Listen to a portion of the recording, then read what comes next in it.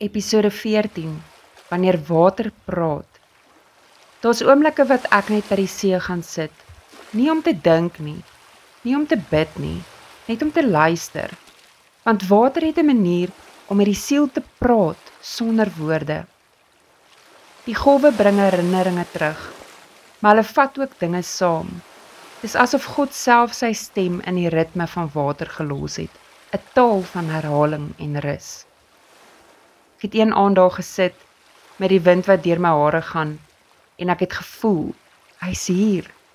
Nie in die donder nie, nie in die storm nie, in die beweging van water wat aanhou kom, selfs nadat alles klaar is.